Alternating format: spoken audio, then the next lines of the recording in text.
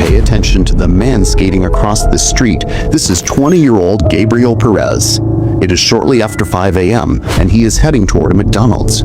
He believes he is minutes away from a romantic meetup with a woman he met on Facebook. However, the person texting him from the other side of that phone is not the woman he expects to see. He sits on the curb to wait for his date, but minutes pass and there is still no sign of her.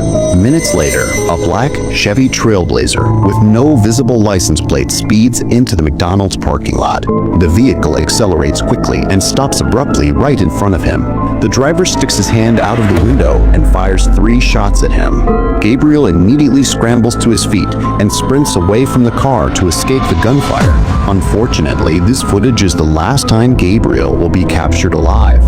As the black Chevy peels away into the night, a couple minutes later, a friend of Gabriel makes a 911 call. 911, what's the address of your emergency? My friend called me and said that he fell on his skateboard and he was at McDonald's on me. And I'm over here, and he's like laying there with a bunch of blood, and his eyes are open. He's not breathing. He's not breathing? Oh my God, there's so much blood. The paramedics are on the way there, okay? I'm so scared. September 20th, 2018. The digital timeline begins 3 days before the murder. Gabriel Perez, a 20-year-old resident of the Fargo area in Minnesota, initiates a connection on Facebook with a woman named Miguel Cooley. The demographic gap between the two is significant. Miguel is 39 years old, nearly double Gabriel's age. She resides across the state line in Moorhead, Minnesota, where she lives with her husband, Miguel Cooley. The initial transcript of their communication reveals a specific non-romantic purpose. Miguel sends messages to Gabriel stating that she is looking for her daughter. The context suggests a request for information or assistance within the community. However, the nature of the interaction shifts abruptly. Shortly after the initial contact, Gabriel pivots the conversation away from the missing child. He sends a message explicitly telling Miguel that he finds her attractive. This comment alters the dynamic of the conversation. Miguel engages with the compliment, and the exchange quickly turns flirtatious. Over the next 48 hours, the two continue to message frequently. By September 21st, the conversation moves from casual banter to logistical planning. Gabriel initiates attempts to coordinate a specific time to meet Miguel in person, operating under the belief that he is establishing a romantic connection. However, Gabriel is unaware of the domestic reality on the other end of the connection. He is communicating with a woman in a long-term marriage, living in a home shared with her husband. While Gabriel views the interaction as a new relationship, the digital trail he is creating is not private. The messages are being generated on a device that is about to be monitored by a third party. Evidence presented later in court reveals that Miguel Cooley becomes aware of the Facebook Messenger conversations taking place on his wife's account, while Miguel would later tell investigators that she was simply flirting and toying around with Gabriel with no intention of a real relationship. Her husband did not view the exchange as harmless. Miguel Cooley has access to the device or the login credentials, allowing him to monitor the developing situation in real time. He reads the messages where Gabriel calls his wife attractive and watches the affair develop. This discovery is what fueled him in his rage. By the early morning of September 23rd, the nature of the messaging shifts from casual banter to logistical planning. The account associated with Miguel begins discussing a physical meetup with Gabriel. It remains unclear if Miguel was a willing participant in setting the specific meeting or if she had been pushed aside. However, prosecutors concluded that Miguel Cooley likely took over her account at this stage. He utilized her digital identity to direct the conversation. Miguel was certainly aware of her husband's movements that morning. Phone records later show she texted a friend stating that Miguel had gone to a restaurant called the Frying Pan in the early hours. But by the time the final order was sent, it was Miguel Cooley controlling the narrative, using his wife's profile to bait Gabriel into a trap.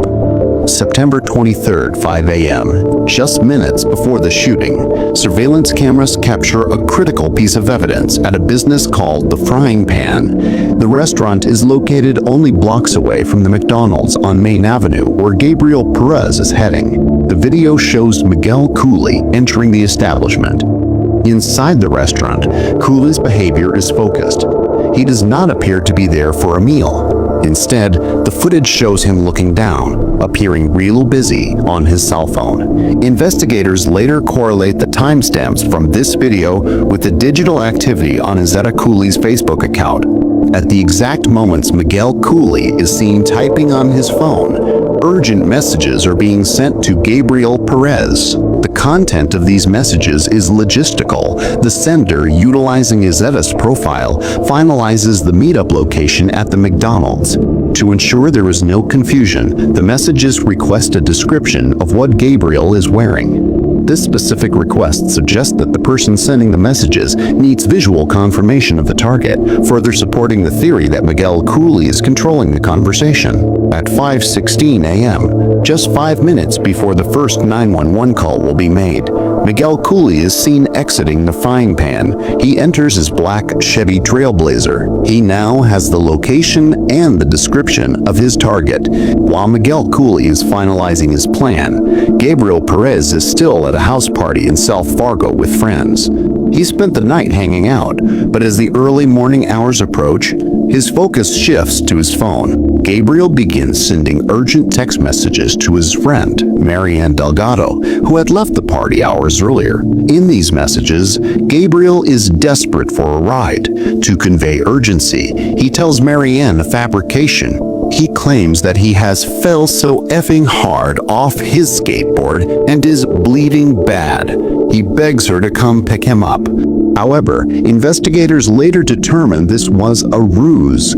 Surveillance footage from his route and his arrival at the McDonald's contradicts his claim of injury. When Gabriel skates into the McDonald's parking lot at 5:20 a.m., he appears physically fine and uninjured. It appears he used the story of the accident to convince Marianne to get there quickly, or perhaps to explain his sudden, urgent movement at that hour. At 5:21 a.m., Gabriel sends two critical messages. He sends a final text to Marianne regarding his injury. Simultaneously, he sends a message to Cooley's Facebook account, stating simply that he is there. He sits down on the curb to wait.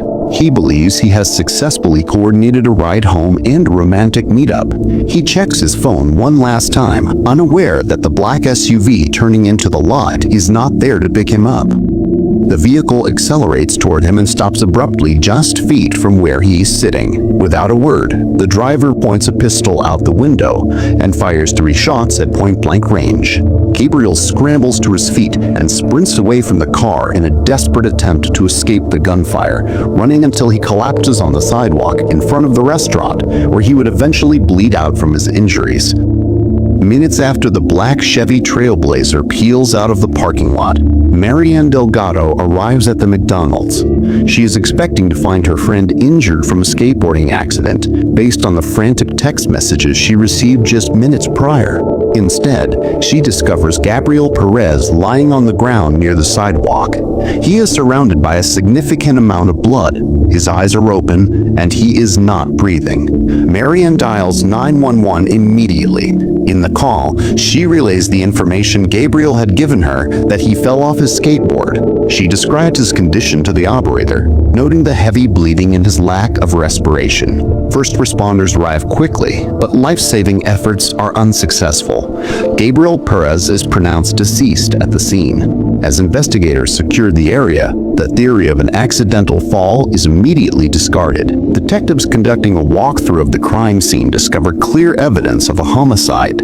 They observe bullet impact marks on the sidewalk concrete and on the brick facade of the McDonald's restaurant, indicating multiple shots were fired. Near the body, they locate a single .45 caliber shell casing. The investigation turns to Marianne Delgado, the sole witness at the scene. Detectives interview her to establish a timeline. She explains that she and Gabriel had attended a party in South Fargo earlier that night, and she had left him there around 1 a.m. She provides the text messages she received starting at 4:24 a.m., in which Gabriel claimed he was injured and needed a ride. The contradiction is stark, but the physical evidence proves he was executed moments after arriving. With no eyewitnesses to the actual shooting, police realize the only unbiased observer to the crime is the surveillance system mounted on the restaurant's exterior. With the description of the black Chevy Trailblazer distributed to law enforcement, investigators began scouring the area for the vehicle.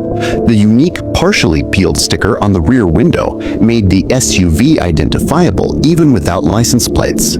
It didn't take long for police to locate a vehicle matching this exact description. Upon finding the Trailblazer, detectives discovered a piece of physical evidence that seemed almost impossible.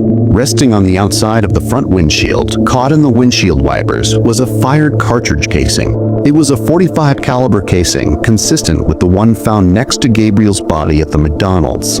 This serendipitous discovery physically linked the vehicle to the shooting scene. Investigators obtained a search warrant for the vehicle and found another critical lead inside: a paper receipt. It was for an ATM withdrawal from Vision Bank in Fargo, time-stamped 9:40 p.m. on September 22nd, the night before the murder. Detectives immediately subpoenaed the surveillance footage from Vision Bank for that specific time. The video was clear. It showed the black Trailblazer pulling up to the ATM and the driver reaching out to withdraw cash. The man in the driver's seat was wearing a white shirt, the exact same clothing the shooter was wearing in the McDonald's murder footage. To confirm the identity of the driver, police ran the vehicle identification number of the Trailblazer. The vehicle was registered to Miguel Cooley, and a check of her husband's driver's license confirmed the match. The man in the bank video and the man in the white shirt who pulled the trigger was in fact Miguel Cooley.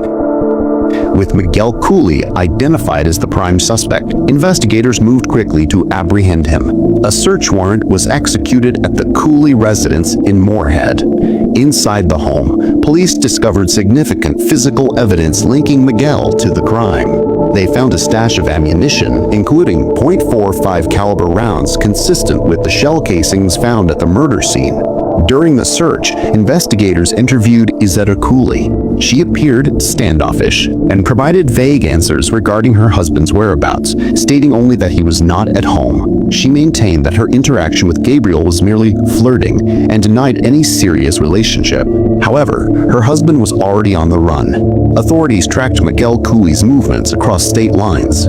He had fled to the Rochester, Minnesota area, hiding out at the home of his sister and brother-in-law. The U.S. Marshals Fugitive Task Force was deployed to the location to execute the arrest. When officers located him, it was clear Miguel Cooley was attempting to evade capture.